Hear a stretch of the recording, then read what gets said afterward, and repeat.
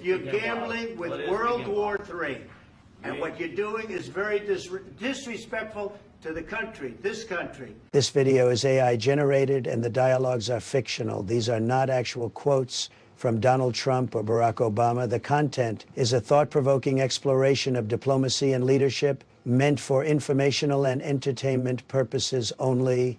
By embarrassing Zelensky like that, you're putting his job at risk. What do you want? To get him impeached and replaced with a Putin puppet? We've seen this play out before. The Minsk agreements didn't stop the war. They just gave Russia time to regroup. We need to provide them security guarantees. Last year, I promised to end this war in a day, and I need a win to boost my polls. Deportations are lagging, Canada's boycotting us, inflation's high, and the stock market's weak. I need to cut taxes for the rich, rebuild Gaza, and sell gold cards. This war would have never happened under my watch. You had a real chance to show strength and leadership, but instead, it came off as chaotic and embarrassing. You can't negotiate with a world leader by shouting him down in front of the media. Barack, Zelensky was acting arrogant and ungrateful. He needed a reality check. I wish I could have smacked some humility into him. He's playing with fire, gambling with World War III, and doesn't even show gratitude. It's not about sugarcoating. It's about knowing when to go hard and when to hold back. You lost that balance today. You didn't just shake Zelensky. You shook the world's confidence in us. But you also played reckless. We've got to clean up the mess. I call it like I see it, and for the record, you gave him sheets and I gave him javelins. I just reminded him who's boss.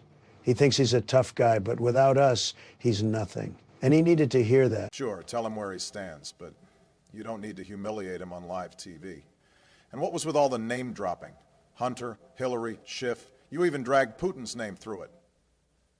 It sounded like you were ranting at a family dinner. Barack, can you believe this guy? He actually told me we would feel it in the future. Who does he think he is? He's in no position to dictate anything. We're going to feel good and strong. He's the one gambling with World War III, and honestly, he's lucky we're even talking to him. You're not negotiating, you're just shouting. You don't win diplomacy by bullying people. And that bomb dropping on your head comment to the reporter, that was reckless. You're the president, not some guy trying to win an argument on X. You just made a real conversation sound like a bad reality show. Without us, Zelensky's got nothing. He's standing there acting like he has leverage when he's completely dependent on our support. And that stupid reporter, she was asking some ridiculous what if about Putin breaking a ceasefire question. It's absurd to think that we can predict what Putin will do. This isn't a game. You told Zelensky he has no cards, like he's some guy with a losing hand. This isn't poker, this is war. Real people are dying. You don't humiliate an ally who's literally fighting for survival. Donald, if you really want this war to end, why not offer Ukraine real security assurances? Guarantee their safety so they don't get steamrolled by Putin a few years from now. If we do that, it opens the door for Ukraine to join NATO, and Putin will never go for that. Plus, giving security guarantees means we'd be on the hook to defend Ukraine if Russia attacks again. I'm not dragging the U.S. into World War III. The U.S. is getting $50 billion in minerals from Ukraine. With American companies investing, Russia won't invade if we're there. So why not give security assurances? If Ukraine falls, we lose resources and influence. Protecting them isn't just about NATO. It's about America's interests, too. Putin doesn't want us giving security assurances. Zelensky must sign the deal for a ceasefire, so I look good worldwide and win a Nobel Prize. You got one you didn't deserve. Carter got one, so I better get one for ending 2 wars and making Gaza the Riviera of the Middle East. In no position to dictate what we're going to feel. You're not in a good position. You don't have the cards right now. With us, you start having cards. Right now, you don't. You're playing cards. You're playing cards. You're gambling with the lives of millions of people. You're gambling with World War III. You're gambling with World War III. And what you're doing is very disrespectful to the country, this country. You think that if you will speak very loudly about the war, you He's can... not speaking loudly. He's not speaking loudly. Your country's in big trouble. Can I Wait a answer? minute. No, Can you've I done a lot answer? of talking. Your country is in big trouble. I know. You're not I winning. know. You're not winning this.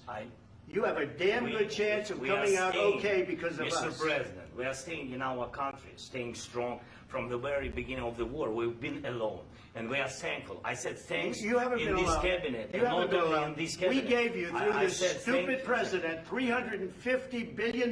You voted we gave for you your military president. equipment, You and you voted men for your are brave, president. but they had to use our military. What about If you didn't You have our invited military me- equipment, you invited if me you to didn't speak. have our military equipment, this war would have been over in 2 weeks. In 3 okay? days, I heard it from Putin. In 3 days, this is something Maybe new. less. In 2 weeks, of course, yes. It's going to be a very hard thing to do business like this. I tell you.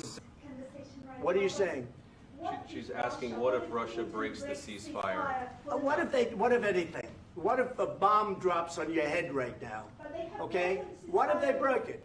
I don't know. They broke it with Biden because Biden, they didn't respect him. They didn't respect Obama. They respect me. Let me tell you, Putin went through a hell of a lot with me. He went through a phony witch hunt where they used him and Russia. Russia. You ever hear of that deal? That was a phony Hunter Biden, Joe Biden scam. Hillary Clinton, shifty Adam Schiff. It was a Democrat scam. I don't know why you said Putin didn't respect me. Under my watch, Russia was hit with tough sanctions, and we backed Ukraine without embarrassing our allies. Meanwhile, all you did was kiss up to him. And next time you negotiate and tear down world leaders, do it behind closed doors, not on live TV.